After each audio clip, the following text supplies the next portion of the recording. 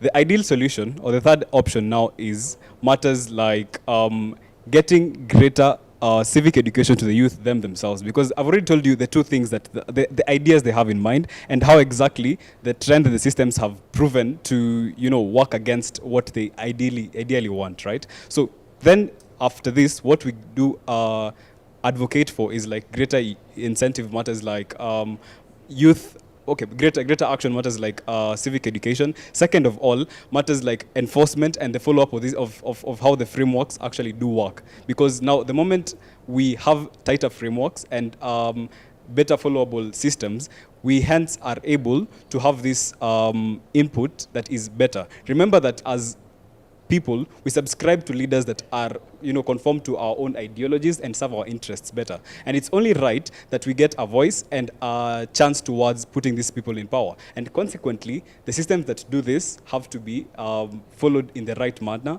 And consequently, we have people actively contributing and not just being people who are, out of the story. Point is, as youth, we have to acknowledge the situation as it is. Okay. Consequently, identify how exactly we can work towards bringing this country to a greater level. Okay, thank you very much, Ezra, for those sentiments. Hapa nimesimama next to Mwanacity. Mwanacity ana opinions zimejaa kwa kichwa, hata sijui tuanze wapi. Lakini kabla nimpatie microphone, I'd like for us to go to Magarini. Now, I understand Magarini, they've also started tallying the votes. Magarini is, the empty seat was for the member of National Assembly. Magarini pia ilikuwa na altercation mchana hivi kiasi. So let's look at these live pictures on air right now. That is directly from Magarini in Kilifi County.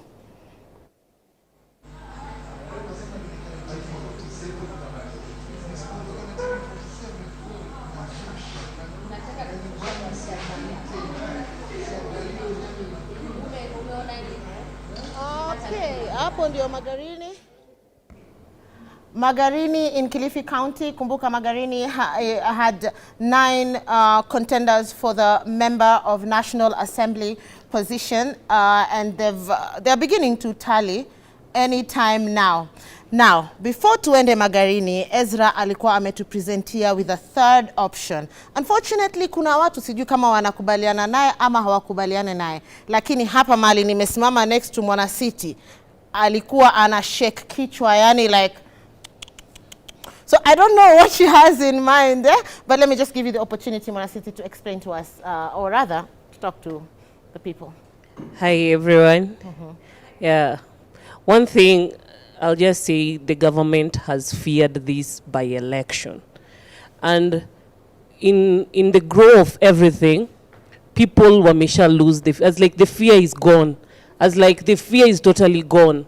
So whatever the government is preparing for 2027, it has been brought in this by-election.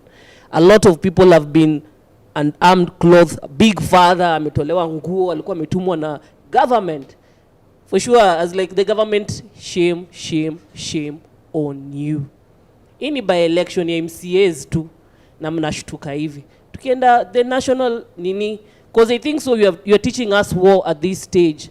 Sisi ni youths, tuko ready, as like you want to tell us that this by-election and the election that will come, it's if you don't have war, if you don't have any goon, prepare yourself with your goons, because the government have goons, the opposition have goons. If you will not have goons, you'll be by yourself. We don't want that. Please, this is just a by-election. It could be peaceful, we vote. The turnout, it's because the people are in the ballot, the community don't want them. You are forcing these people on the community. Just let the people choose. I think so in article number 1, the power belongs to the people has been proven today. And even if the IEBC will announce the winner, if it will be a fair or it will not be a fair, no, there'll be something after this. There'll be something after this. And this is what the government is teaching us. We don't want to go the Tanzanian way. But if you want us to go that way, we'll prepare ourselves too. Because we are ready for everything. Because we are asked for ourselves, we are vying. I'm vying in this CBD. I'm vying 2027. So I'm trying to look for tactics that I'm not supposed to fear. I was born in a Muslim family, but I'm a Christian at the moment. But I do believe that people are born once and they die once. If I stay in the house, I'll die. If I come to the streets, I'll die. So I'm ready for everything. But you're not supposed to impose any leader. You are not supposed to impose any leader to the community. The broad base, the UDA, and everything. Please stop imposing leaders for us. Give us the chance to choose. That is the reason we go for an election and any by-election. That is all I can say. All right, thank you very much, Mwana City. Anatueleza vizuri tu pale, explaining to us that, you know what, it is about you and your personal volition. You're the one who is to vote. So mtu asikusway, mtu asikununue, you know, those are the things she was trying to explain here. So I want to move on to Itayo. Hi, Itayo, how are you? You have the mic. Are you a registered voter, Itayo? Yes. You're a registered voter. Yeah. That's very good to hear. But I understand, if I may quote Ezra, being a registered voter doesn't really matter because you may actually not even vote. So what is your take on that? So a lot of us have this, opinion that even if I do go and vote, that nothing is going to change. Mm-hmm. And you see, that's what the government weaponizes, those kinds of beliefs that nothing is going to change. And the thing is it's very simple, yeah? If we come out in overwhelming numbers, you can't steal 2 million votes, you can't steal 4 million votes. So the thing is, when when you're sold this fear that, even if I show up, the system still won't change, that's what they use to ensure that they deter you from actually voting. So my clarion call would be that if you show up and I show up and everyone shows up, where are they going to get the votes that they're going to steal? But could I comment on the goon situation? Please do. So this whole goon situation, I think it's a sad reality that even the political class weaponizes this poverty. It doesn't come to realization of it. It's a thing that they ensure that there's an impoverished class by not doing what they're supposed to be doing while they're they're in power, and then they will use that majority to come and now they have goons. And now this whole sad reality about the government has goons, the opposition has goons. So where are we going to get the other goons to fight these other goons? It's like we have to come to a point where we are able to sensitize these, this impoverished class for whom 1,000 Kenyan shillings is such a big thing, so that they realize that they are in that position because of the people who give them those kinds of handouts and that kind of bribery. Yeah. So thank you very much, Itayo. Evans, if I could come to you before I hand it over back to Kagina. First of all, could you tell us if you're a registered voter? Yes, I am a registered voter. You're a registered voter. Yes. Thank you very much for being with us here today. Thank you. It is said that the youth may not have the finances that the old people have, but what they do have that beats them is the numbers. True or false? Well, in responding to your question, I think the whole issue of election is not a one-day event.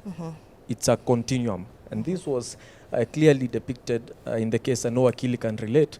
It's called the Maina Kiai case. It's a very famous case. You see, this thing, which we call campaign financing, there's actually a bill that is tabled in Parliament, and that it's supposed to curb the amount that you're supposed to spend in a campaign. So if at all the politicians have coined it to the one term and the two term, and they are using resources unregulated, then it means that the youths are being kicked out, clearly. But you see, there are already laws that are pending in Parliament. And I always say that Kenya is not short of laws. Kenya, in fact, has too many laws, and some people actually say that it's superfluous. There are too many laws in Kenya, and they need to be aligned. So if at all we can follow the law, then that will be sorted. But aside from that, we need to also look at it from another perspective, that the voters have actually been fed with the mindset that elections are about money. And we have to vacate that particular point. If we need to reform our country, if we need to have a better country, we need to stop looking at the devil with the shortest tail. We need now to be very objective, so then we can focus on the angels that are above. We can focus on the Kenya that is supposed to transform to Singapore in years to come. We should look at issues objectively. If we look at, for example, how the campaigns have actually been coined, even in the 22 by-elections that have been held today, we are seeing a situation where, for example, in Mbeere North we have 9 candidates, but you only know of 2. Why? Because we have been accustomed to believe that it's either one term or two term, it's either this one or this one. But there are other people who are there who also have a good vision for Mbeere North, who have a good vision for Kasipul constituency, who have a good vision for Magarini, who have a good vision for Narok Town, who have a good vision for all these by-elections, for all these constituencies and wards that are there. But we are not in a situation where political parties and our political system is institutionalized. So to solve that particular issue, we need to follow the law as it is. And when we look at the whole array of laws that are present, we find the Political Parties Act. The Political Parties Act is very clear. It then says that, you see, you have to also allocate funds to these particular political parties. If you strangulate the funds that you're supposed to allocate to the political parties, then that means that there are people who have vested interest who are going to fund these people. And at the end of the day, as my colleagues mentioned, politics is about interest. If I fund you, then I expect you to feed me when you're there. I'll not feed the people who are supposed to be fed when I am elected as a member of parliament or as an MCA. So all these issues are intertwined. And allow me to also comment on the issue of goonism and the whole issue of security. It's a sad state of affairs when we have goonism playing out, when you have our politicians either camp using goons to actually could actually control the outcome of the election, so to speak, to actually control the whole campaigning period, to actually say that, you see, we have the muscle, so you guys vote for us. We are the ones who are burning and torching cars. We are the ones who are doing this. We are the ones who have the heavy deployment of the police who are helping the goons. It's a sad state of affairs. And we have to vacate that as a country if we also need to move forward.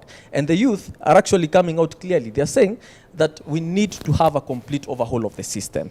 And if you need to have a complete overhaul of the system, then it means those people who are there as the monkeys or as the players who are currently present, and we feel that they're not serving the interest of the people, then let them get out and let us have new faces. So it's a whole issue, but we need to solve it. And the youths also have to take votes if we need to completely change the system in 2027. All right, thank you very much, Evans. And well, at the end of the day, well spoken. I wish to just hear my gentleman there, Mr. Timothy. If Fidel, if you could pass the mic, kindly. I wish to hear from you because you've been silent the whole time. How are you?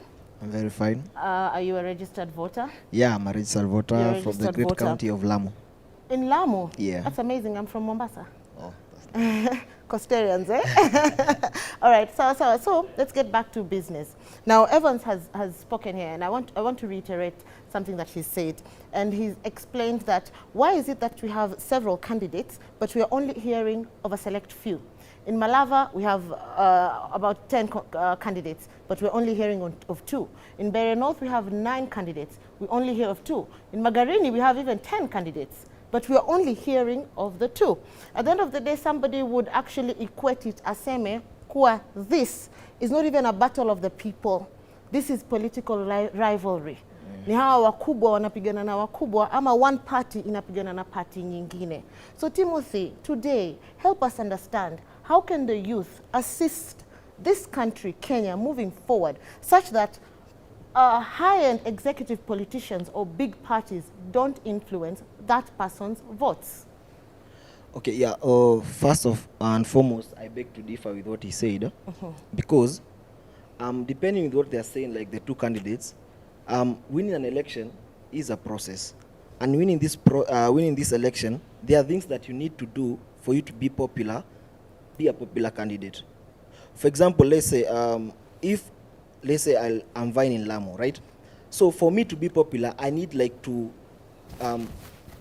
interconnect with the citizens. I need to be like to invest in terms of communications, in terms of anything, like a lot of things. So when you see it like it's just those 2 candidates are popular, that means like they have resources. That's one. I'm not gonna deny that. But then another aspect is wanajituma. Unaona, kwa siasa lazima tujitume. Usipojituma, definitely you're not gonna win. That's not online. So there's something that maybe we said earlier in the show, that the youth don't have money. But then, as youth, what do we have to do to compensate for that? One is you have to just openly study your voters. Okay, what do they really want? How am I gonna approach ABC? How am I gonna approach this constituency? Where am I stronger? Where am I weak? What do I need to do? So once you answer those questions, now you'll know now, after you've understood your voters, you'll now know I don't have money, so that's my weakness. So how do I capitalize on that? How do I maybe work on something that will cover up my weakness? So first is, you're gonna go to the citizens, tell them, yeah, I don't have money, but when you take me to parliament, I have the brains. I'll make things work in this county. So you need to convince them.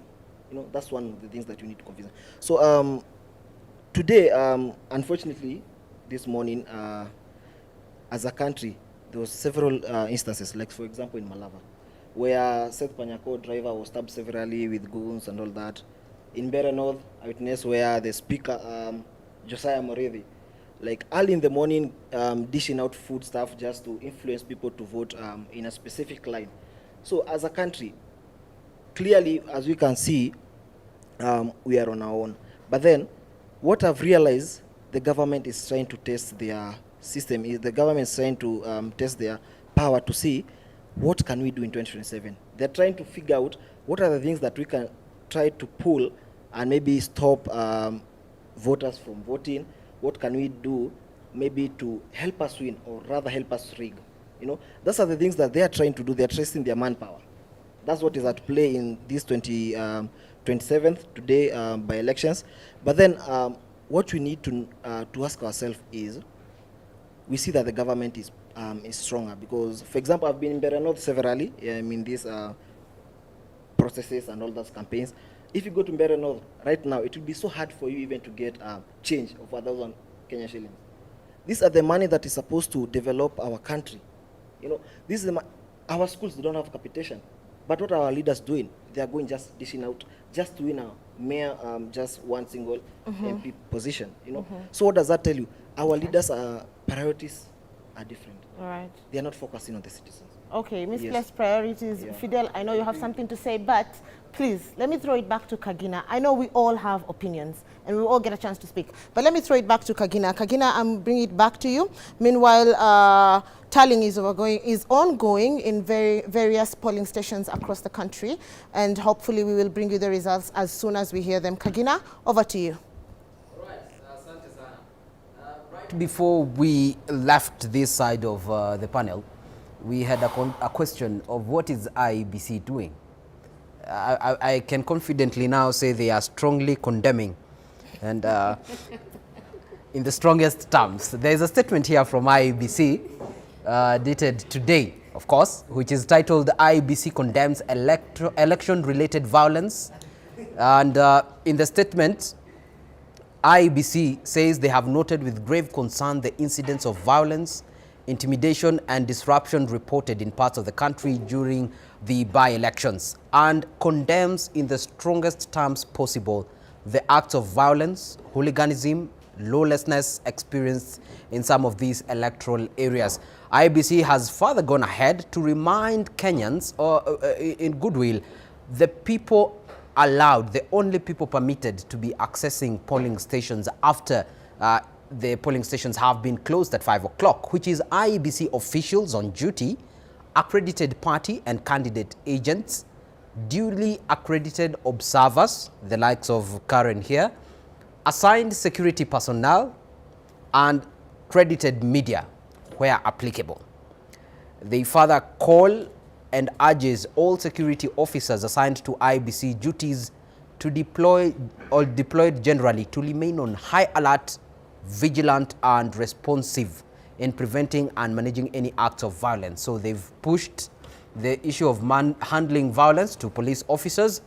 They've further, in equal measure, called upon the National Police and Directorate of Criminal Investigations to investigate all reported incidents of violence and other laws governing elections in the country. So that is just a bit of what I could pick from the statement released by IEBC. So I can attest to your initial assertions that IEBC is not doing nothing. And going back to what Ezra earlier mentioned, and this whole room temperatures were rising, on whether the system is entirely rigged, that youths taking their votes may or may not have an impact. Starting with Sophie, do you agree that the system is so rigged, these votes might or might not count? You see, I come from a school of thought that bad leaders are elected by good citizens who do not vote. For instance, in the last election, we had a registered, like the total number of registered voters was 22 million. 8 million did not show up to vote.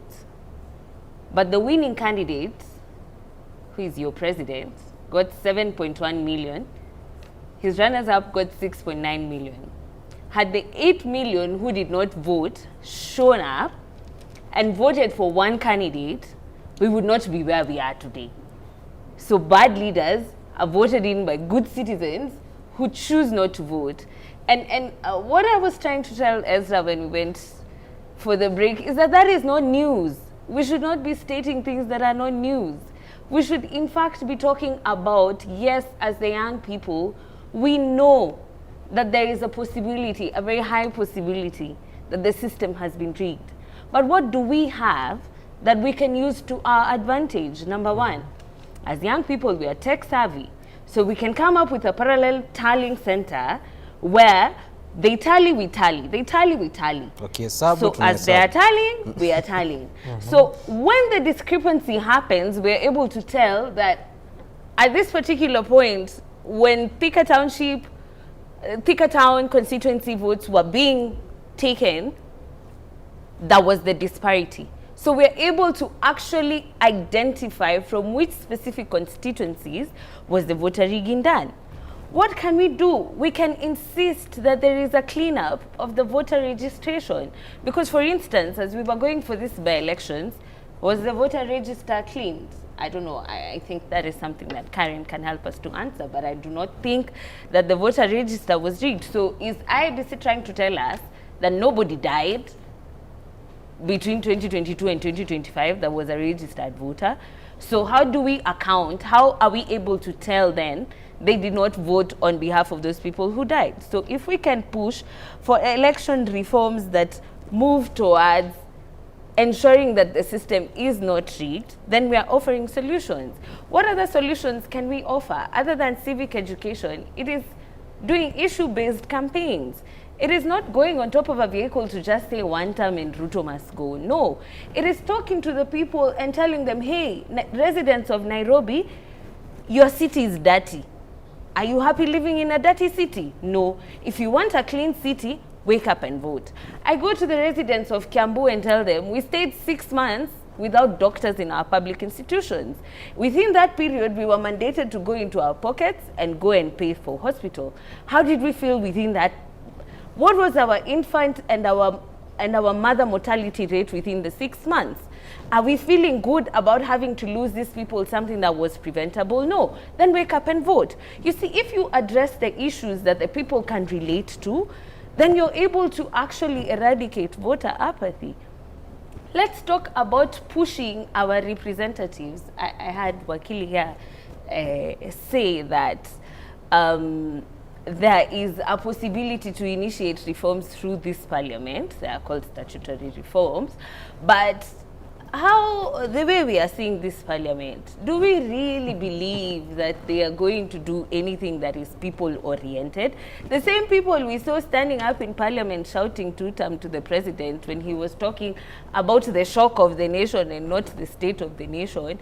It is very naive of us to believe that this parliament can actually do something. But we can give them a chance to actually show up and actually put in conversations like, how do we use social media to document evidence of election fraud so that when cases are taken to court, they do not have to take years and years and years. Like the by-elections that are happening now, there are areas that have stayed 3 years without political representation. So these are the things we're supposed to be talking about and not stating the obvious that the system is rigged. It is rigged, we know that. But there's something that we can do. But how can we counter it? All right, Wakili, do you agree? Yes, I'm in agreement with actually what Sophie is saying. But I want to begin by mentioning something that is extremely important. that peaceful elections are not a favor that the politicians are going to give to the citizens of Kenya. Actually, we, the citizens of Kenya, via the Constitution, are the ones who give the politicians that freedom to make sure that actually our elections are peaceful. So I'm very, very, very frustrated. But at the same time, I know there is what we can do. There is a lot that we young people can do. And for me, the most important thing that any young people can do, any young person can do, is to show up. Manze, be there. Tokea ukauntiwa ulikuwa hapo. Hizi stories za kusema vuta hapa manze ati sijui system imekuwa rigged, hata tukichukua hizi kura what will happen. No, those are stories for another day, because like I had one of our friends here saying, if we show up in numbers, these guys will not be able to tame these numbers. Wataiba aje? You know, I was in Ghana when I visited Ghana last year, and that was the situation that was there. People were extremely vigilant. You could see the young people following up, wanting to know exactly in detail how is the election going on, because these issues of politics, I must say this because it is very, very important. Never say that you don't want to discuss politics, because politics affects your everyday life. Politics affects this glass of water I'm drinking. Water may be too expensive, or it may be dirty because of politics. Politics affects the cost of living for us all. Politics affects the roads we use, hospitals, schools, mention anything and everything. And that is why we as young people must be interested to participate in politics. And how do we participate? One, let us begin with sensitization. For example, we need to sensitize the few people here in this room who think that actually the system cannot work. It can work. We are the system. We are the creators of this constitution. The constitution begins with a very important message that we, the people of Kenya. It is not we, the politicians, or they, the politicians, or they, the presidents, or they, the goons who are showing up in these elections. It is we, the people of Kenya. So if we, the people of Kenya, have a heart and we have a spirit for wanting to change our country, we will be able to. And let me respond to something that had been raised previously. All right. We have a problem in Kenya. This problem of goonism. It is really so disturbing. And majority of the goons are young people. All right. Allow me to hold you on that point of goonism. We have agreed that majority of the goons are young people. Yeah. Very nice. We'll be coming back to that. But right now, we have Boni Msangi, who is currently live in Magarini, who is following up on the by-elections happening there. Boni Msangi, kama unanipata, yanajiri yapi kutoka eneo la Magarini?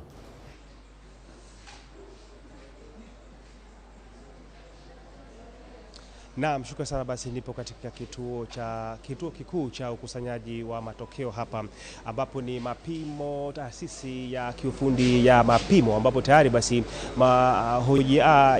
ukusanyaji wa kura umeanza rasmi tayari. Vile vituo vilivyokuwa vinahesabu kura kutoka sehemu mbalimbali tayari ishaanza kuvileta katika kituo hiki ambacho ndio kituo kikuu cha kuweza kukusanya matokeo haya. Wapo piga picha yangu waweza kuonesha tu kule kwa mbali, ni wale kule mbali ni maafisa tu wa IEBC wako tayari pale tayari kuweza kuhakikisha basi wanaweza kukusanya matokeo yale, na endapo basi walikuwa wameweza kuweka wazi kwamba itakapofika mwendo wa saa 2 na hivyo wataanza tayari kupeperusha matokeo yale au matangazo yale moja kwa moja katika ile TV ama runinga ambayo inaonekana pale mbele. Basi yote tisa haya ni kuweza kuhakikisha basi yule mtazamaji aliyepo mahali popote pale nchini anapata matokeo haya moja kwa moja kutoka runinga yetu ya Kameme na K24. Haya yote basi ni kuweza kuhakikisha basi yule mbunge ambao wananchi katika eneo hili hapa la Magarini wameweza kumchagua atatangazwa, na pia vile vile haki kuweza kutendeka. Mwendo wa mchana basi kumekuwa hali ishwari, hakujashuhudiwa visa vote vya utovu wa nidhamu au pengine tunaweza kusema utovu wa usalama. Ni zile tu pilika za baadhi ya wale wabunge ambao walikuwa tembelea hama eneo na kuweza kukwaruzana na baadhi ya wale wafuasi wa wanasiasa mbalimbali. Lakini yale matokeo ambayo yameanza kutirika kwa sasa basi kuweza kuyataja tu kwa uchache, japokuwa si matokeo halisi, kwa sababu tuko na tume ya IEBC hapa tutakayotangaza matokeo hayo. Basi ni kwamba katika maeneo ya Marafa polling station ni kwamba Harrison Kombe basi anaongoza kwa kura 313, akifuatiwa kwa karibu na Stanley Kenga kwa kura 47, na pia vile Hamadi Chad kwa kura 5, na Kalama Emmanuel Kitao kwa kura 1. Na katika eneo la Msumarini polling station Stanley Kenga anaongoza kwa kura 376, huku Harry Kombe akipata kura 50, ambao basi ni wazi ya kwamba basi uchaguzi huu kufikia sasa basi kulingana na yale matokeo ambayo tumeweza kuyapata kwa sasa, ambayo si matokeo rasmi, basi ni ushindani mkali kati ya yule mwaniaji wa kiti hiki cha ubunge kupitia chama cha ODM ambaye ni Harry Kombe, na pia vile yule chama cha DCP ambaye ni Stanley Kenga. Hivyo basi nitaweza kuongea tuna baadhi ya wale watu ambao tumezunguka nao siku nzima hapa kuweza kusikia sura yao wanazungumziaje kuhusiana na uchaguzi huu. Mmeweza kuzunguka maeneo mbalimbali siku nzima hadi sasa katika kituo hiki kikuu cha kusanya matokeo, mna yapi kuzungumzia swala zima la uchaguzi huu? Naam, kwa majina ni Mathias Shipeta kutoka shirika la Haki Afrika, na siku ya leo tulikuwa ni observers ambao tumekuwa tukizunguka kuangalia vile kura zinapigwa, na kwa hakika mwanzo ni wapatie congratulations watu wa Magarini kwamba waliweza kufanya uamuzi wao kwa njia ya amani, kwa njia ambayo hakukuwa na vurugu mingi katika sehemu hii. Kwa hivyo tunangoja sasa kazi ya IEBC waweze kutali zile results ambazo zimekuwa zikipigiwa kura katika polling stations kadhaa. Kwa hivyo wananchi wa Magarini wamefanya kazi yao. Sasa ni kazi iliyobaki ni kazi kwa IEBC. Wananchi walijiconduct kwa njia nzuri. Sasa ni kuona ikiwa itaweza kumalizika vizuri, kwa sababu wanasema jambo zuri ni lile linamalizika vizuri. Kwa hivyo tutaona tu ya kwamba nani atakuwa mshindi, na tunawatakia wale ambao wamegombea kiti hichi wote kila laheri, but tutakuwa tu na mshindi mmoja. Kwa hivyo wakubali yale matokeo ambayo wakubali matokeo yatakayotokea, lakini tumeweza kushuhudia idadi ndogo ya wapiga kura, takriban asilimia hivi 35 wameweza kujitokeza kuweza kushiriki uchaguzi huu. Wewe kama mmoja wale ambao wamehusika katika uangalizi wa uchaguzi huu, mnajenga taswira gani kutokana na hatua hii? Kwa hakika ni jambo la huzuni kwamba wakazi wa Magarini walikaa karibu miaka 2-3 bila kuwa na kiongozi, na leo walikuwa na nafasi ya kuweza kumpigia kiongozi, lakini the turnout ambayo imekuwa katika most polling stations ni below 20%. Kwa hivyo ile ambayo results itatoka hapa ingekuwa vyema zaidi kama ingekuwa tumepata zaidi ya ile wale ambao wamekuja kupiga kura. Kwa hivyo ni kuomba tu kama tunafika 2027 wahamasishwe katika masuala ya kupiga kura. Na pengine kuzungumzia swala la usalama, mmeweza kulitazama kwa upande gani? Kizingatiwa tumeweza kuwa katika maeneo mbalimbali, tumeweza kuona hali shwari, lakini tukaona pia vile msukosuko katika maeneo, baadhi ya maeneo. Unajua tumekuwa tukifuatilia hata sehemu za Magarini, kando na Magarini tulikuwa tunafuatia sehemu za Kasipul na area zingine katika nchi, lakini kusema ukweli katika sehemu zote watu wa Magarini wamefanya kura ya amani, sio kama tumeona katika sehemu zingine. Asante sana basi. Naam, tutazidi ukitakambi katika sehemu hii basi kuweza kusubiri matokeo zaidi yaweze kufika hapa, lakini ni kama ambavyo nimeweza kuweka wazi ni kwamba ni kinyang'anyiro kikali sana kati ya huyu Harrison Kombe wa chama cha ODM na Stanley Kenga wa chama cha DCP, na pia vile basi yule kamanda mkuu wa polisi hapa au kanda wa Pwani Ali Nuno ameweza kufika maeneo haya basi na akaweza kuhakikisha usalama umeweza kuimarishwa, na pia vile hadi kufikia sasa mwendo wa jioni ameweza kuwaonya vikali wale wote ambao wanalenga pengine kuweza kutatiza uchaguzi huu, kwa sababu katika kituo hichi basi katika malango yake kumeweza ulinzi mkali kuweza kuhakikisha basi yote anapanga kuharibu au kuweza kuwanyima wakazi wa Magarini haki yao ya kuchagua kiongozi wale mtaka anaweza kuzuiliwa katika maeneo yale. Taswira tu iliyopo ni kwamba uchaguzi umekuwa wa amani kuanzia mwendo wa asubuhi mpaka saa hii. Ile tunachosubiri kwa sasa ni kuona mtiririko tu wa matokeo katika sehemu hii kuu ya kuweza kukusanya matokeo hayo, na baadaye basi tutaweza kumjuza yule mtazamaji wetu kulingana na kadri matokeo yanavyowasili, na tutakuwa tumjuza moja kwa moja ili aweze kupata matokeo haya. Alipo tunamwambia asiweze kulala, bali aweze kutegea runinga K24 na Kameme TV kwa matangazo ya moja kwa moja yenye uhakika, na atakompatia taswira kamili kutoka gatuzi hili la Magarini, kutoka eneo bunge hili la Magarini, kaunti ya Kilifi. Jina langu naitwa Boniface Msangi. Boniface Msangi, natumai pia utapata chajio. Nimeona maafisa wa IEBC wanabugia polepole kwa raha zao wakisubiri kuendelea na kazi ya kukusanya kura to give the final results ya the by-election. Nasema pale Harrison Kombe wa ODM na Stanley Kenga wa DCP ndio kama ambavyo wakili hapa hapo anataka kusikia, ndio farasi wawili wanaongoza in that race of 9 contenders.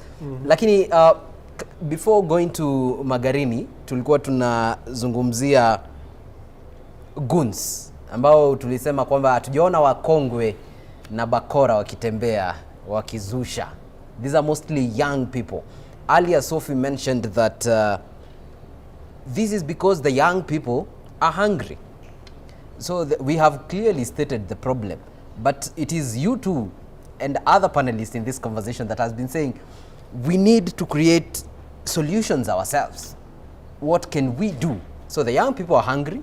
Tunaona wao ndio goons na wao ndio wana show up in most of these places, and because they are hungry, is there something that we can do? Ama we just let them be? Thank you. So I will begin by addressing the goons head on and passing a message. So to that young person who is a goon, that young person who takes a rungu ama anachukua machete, manze anatokea nayo kwa street, one, tunahitaji kumwambia ukweli. We need to tell them that you are not a hero because you did that. You are not a soldier because you did that. You are not a patriot.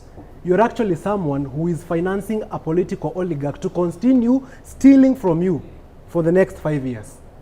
And actually tomorrow, that same goon is going to be an exhibit A. With their face is going to be exhibit A in an election petition. I can bet even tonight their mother will be frustrated and will be having nightmares of their son hitting old women with rungus, which is really a big shame. It is not something to be proud of as young people. It is something that we should shun and call out. Because manze, kuongea ukweli, hakuna hii Kenya saizi, sisi wote we in a hard situation in life. All of us are tight. Manze, mambo ni ngumu. Hata unapata graduate, mse amesoma, amemaliza kampo, lakini hata anauza tropical kwa streets. Watu wanajaribu kujituma, wengine wanauza njugu. And see, tunasema those are the odd types of jobs, but these are just people who are trying to make and earn a living decently. Because that is the most important thing. But look at this other person. You are financing a politician and enabling them to continue looting from you so that you continue suffering. And in the future, you are going to be wondering, why are things not working for me? But it is the same decision that you made as a goon to choose that kind of a life by yourself. So what we need to do by ourselves is, one, call them out. A young person should not be a goon by all means. Because this means that you are the same person who is frustrating your age mates who are here calling for good governance. Sisi wote hapa tunaweza kuwa tuna call for good governance. But manze, muri wangu akienda nipige rungu, sita vote, nitakuwa hosi, sitaweza kuvote. Lakini umuri wangu anahitaji understand that ni ukweli atapewa hiyo punch ama atapewa hiyo food yenye wanapeangwa, lakini ameuza a whole 5 years. And this is the sensitization I'm speaking about. So to my fellow young people, I'm pleading with you from the bottom of my heart and even lifting my hands up and requesting, let us not be used by politicians. Let us not accept to be used. This is our future that we're speaking about. For goodness sake, this is the future of your children you're speaking about. These old people wako na watoto washawalea. They don't have a future to look at. Manze, ni future yetu tuna risk. Wewe ukitumiwa kama goon upige wenzako wasivote, literally it is the future that you're trading. Again, let me mention something that is very important. These politicians, you need to know that there is an awakening. You can tell in this room that all of us are speaking the same language. We are calling for good governance in Kenya.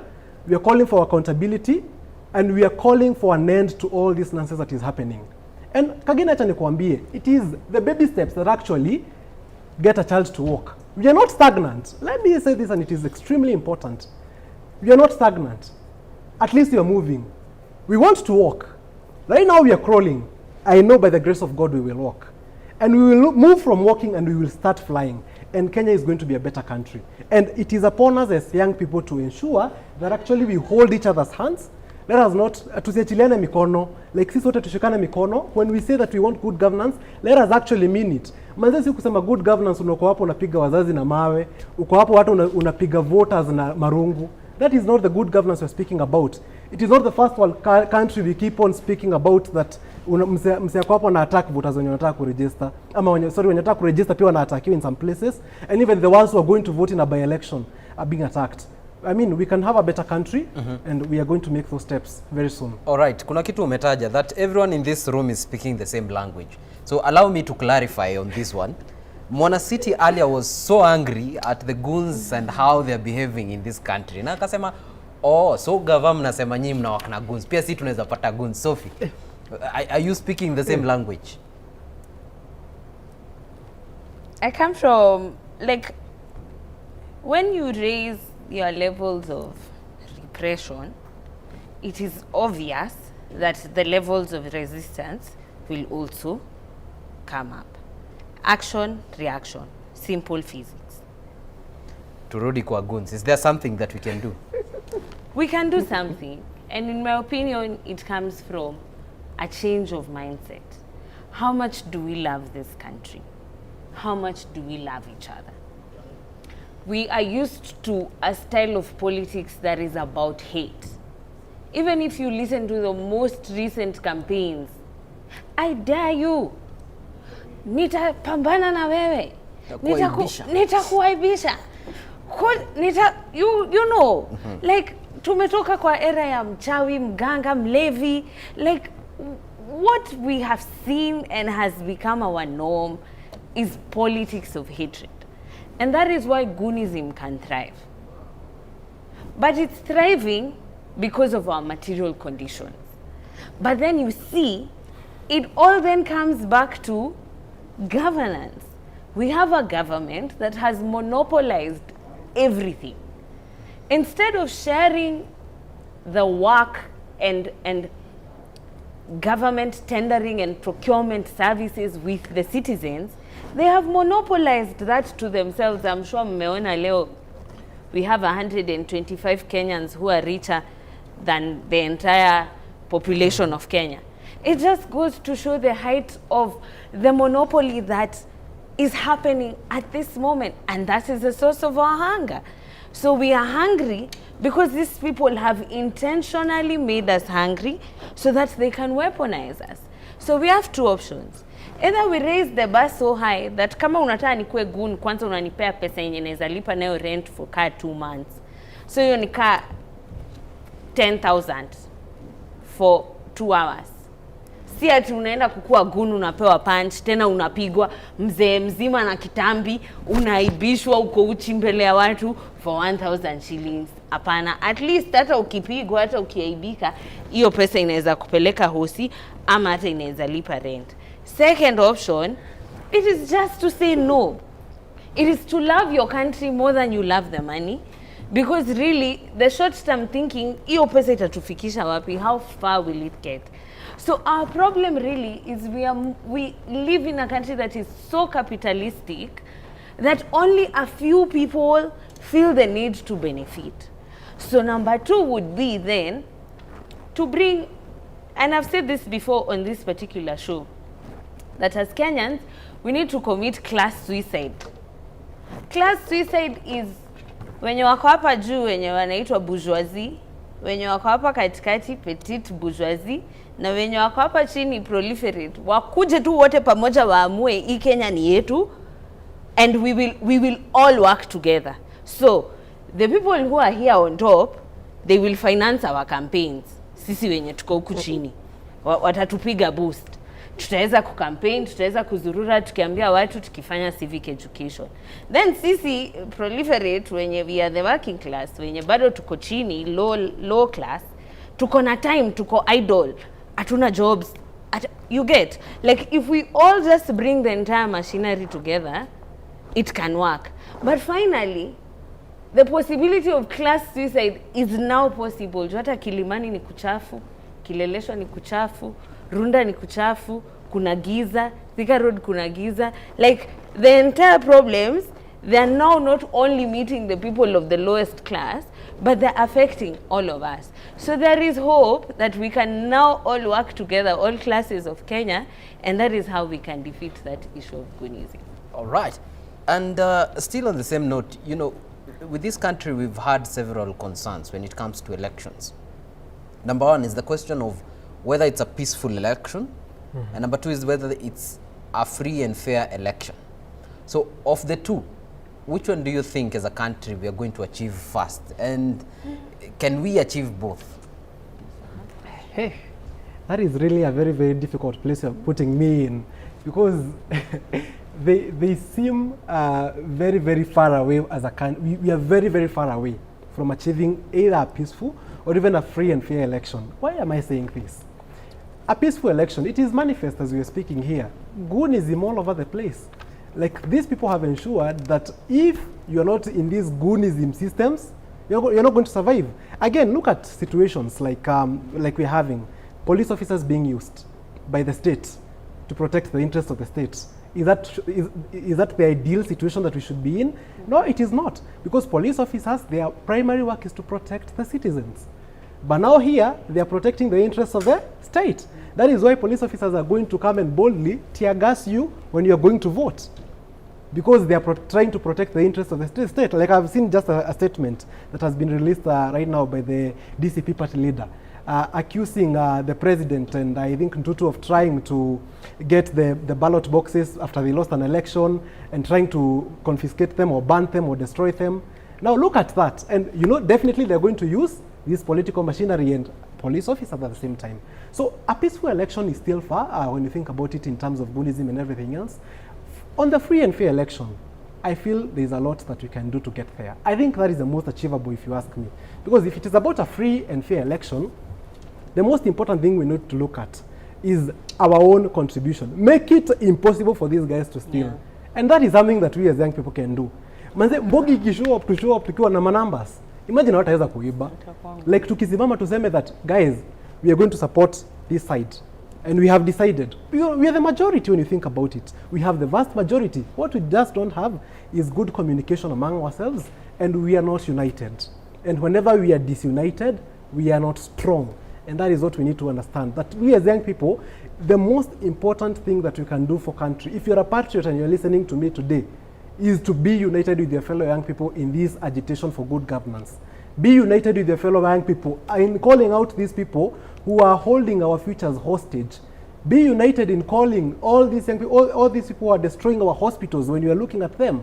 These people who steal day and night, they plunder public resources, and then they come and bribe you with that money.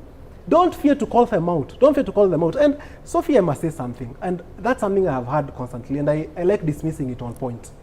E-culture tokenism to create it is very dangerous. There is no small and big bribe. There is no small and big bribe. If you can be given 500 shillings to become a goon, tomorrow you'll be given 1,000 and you'll not vote. That's true. Because you cannot tame a greedy person. We as young people, if we believe in a good cause, manze tunaweza survive. God has kept us alive for all these years. He's not going to stop our future simply because ati hiyo dhao wenye ulikuwa unataka kupata kwa politician utapata. God is the one who has our futures, and we can make it happen for ourselves. So why don't we believe that actually it is possible to change this thing? Kwa nini sichukue hiyo token? Kwa nini usikatae kuchukua hiyo token? Why don't you tell that leader no? When they are coming to give you, this thing of people getting ideas makes me go crazy. Because hata tukingangana tuambie wa register, then a politician comes and buys off all the ideas. Then it loses the whole meaning. That is why I say we must not condone tokenism. We must not. All right, so unasema goons wasipandishe red card.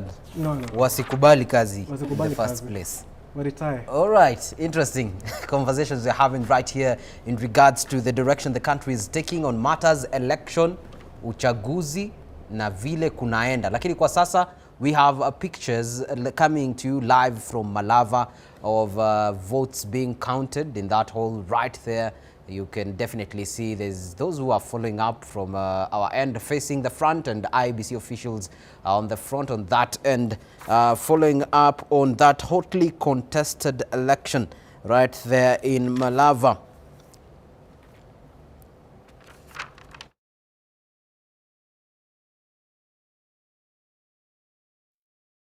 Coming to you live from Malava. Tunaenda this short commercial break. We'll be back with this conversation definitely and get to the depth of it. There's nothing we are leaving unturned.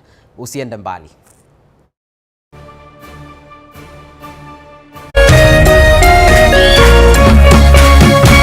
Kameme TV, Muthi wa rũrĩrĩ.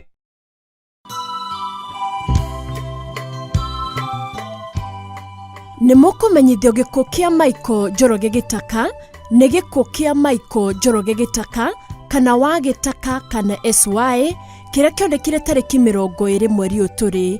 Ararutaga wĩra na Kenya Craft, Afro Export na British Insurance Company na alijuja.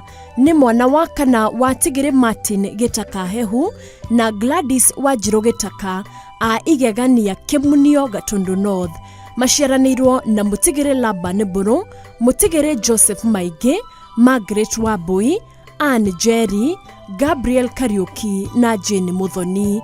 Ni muthuri wa Mutigiri Jane Heta, ni ithe wa Mutigiri Julius Gitaka, George Bogwa na Anne Wangari, Alice Wajiro na George Muirore wa LV Electricals, Elizabeth Wajiko na Jack Buru, Winnie Wabui wa Nairobi County, Magdalene Nyabura na Lawrence Karuru wa Pixels Mangu, Mutigiri Anne Jerry, Lilian Goiri na Nelson Mugai na Alvin Joroge wa Zitech University.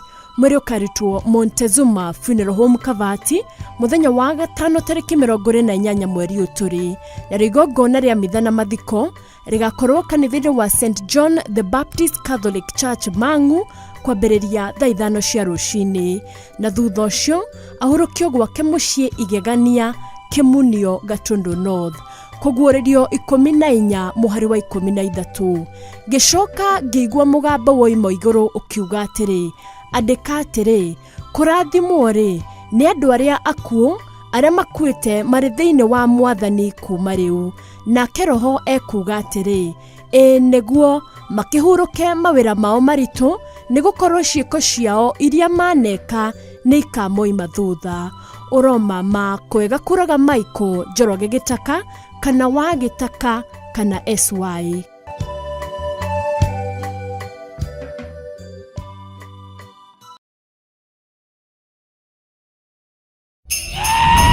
StarTimes is taking your entertainment to the next level. This holiday, recharge, upgrade, and celebrate the festive season. Renew your subscription on your current bouquet for 1 month and get upgraded to the next high bouquet for 1 month to enjoy more entertainment and more festive joy. Unlock more channels. Wow, that's amazing! More cartoons. Like I think he said the magic word. More sports, more movies, more drama, and more reality.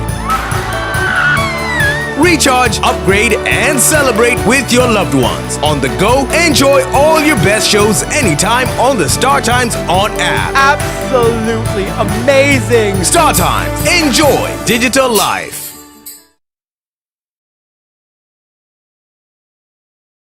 My name is Ari. I made kachumbari. My name is Cliff, and I made beef. I'm Auntie Faith. I brought chapatis. My name is Uncle Vinny.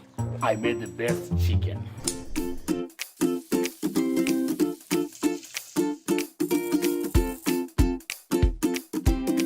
Mimi ndiye mama yao na nimewapikia Jamii Pishori Live.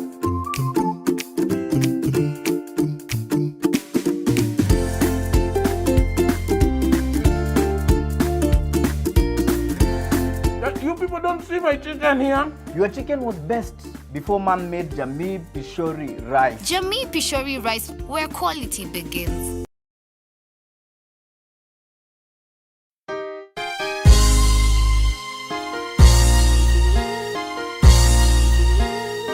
God is a God of a second chance. Ngai ne ngai wa ihinda ringi. Ona muini wa rwimbo neraugire ngai ne ngai tutungatagira ngai wa ihinda ringi. Tutungatagira ngai wa ihinda ringi. Na ngai ucio ri ni aheaga mundu a second chance. Na tondu we muoyo ri ngai no akuhe o hingo ingi. Ngai no akurugamirire o hingo ingi tondu ni ngai wa ihinda ringi. Ngai arokuhe thiini wa ritwa ria Jesu ihinda ria gukenereruka ringi. Ngai arokuhe ringi thiini wa ritwa ria Jesu Kristo. Wewe wina kirathimo gia gutherema ta muthabibu, wina kirathimo gia guciara muno ta muthabibu, na kurotwika guo thiini wa ritwa ria Jesu Kristo. Rathimo ni kihunjio kuma kanitha-ini wa CFF Kiambu o kiumia thaa 3 cia rucini thiini wa Kameme TV.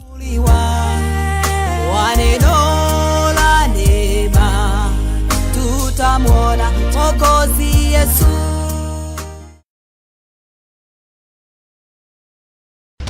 Kameme kayuka moigi na Kameme TV tukinyitirira mathaga maitu turakurehera Mwijoyo Festival ne Jumamothi mweri 29 November haria Sportsview Hotel Kasarani kwambĩrĩria thaa 8 cia muthenya ukosemania na njata cia Wayne Samido Josega Tutura Tonia Prince Ida DJ John Falme, Waja Asal, Sameiro Gonagye.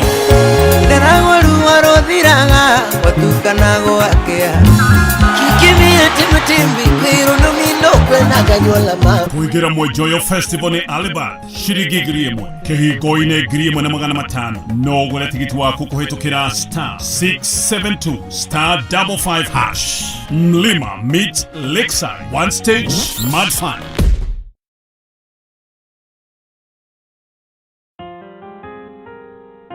Mtumaini Bwana kwa moyo wako wote, wala usitegemee ufahamu wako mwenyewe. Katika njia zako zote mtambue, naye atazielekeza njia zako. Mithali sura ya 3 mstari wa 5 hadi wa 6. Ili kuset Mtumaini Bwana kama skiza tune yako, dial star 811 star 618#.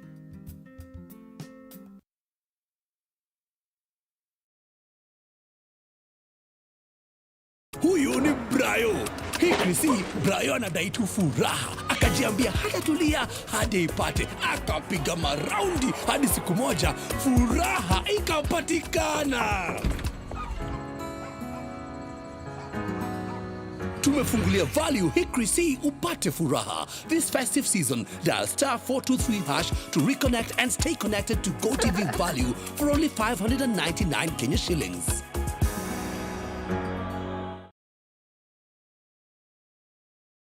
Ngoro yakwa nĩ gũkwambararia ĩkũgocage hingo ciothe, we wanjamithirie irathimo ciaku ũgĩtũma nduĩke mũira wa ũtonga waku. Nĩ thengio nĩ marĩa ũnjĩkagĩra, ona ngũhĩtĩirie no ũthiaga na mbere na kũndathima, na nĩkĩo ndoiga ngoro yakwa ĩgũtũũre ĩthererũkĩte ĩgũcokagĩria ngatho nĩ marĩa ũnjĩkagĩra.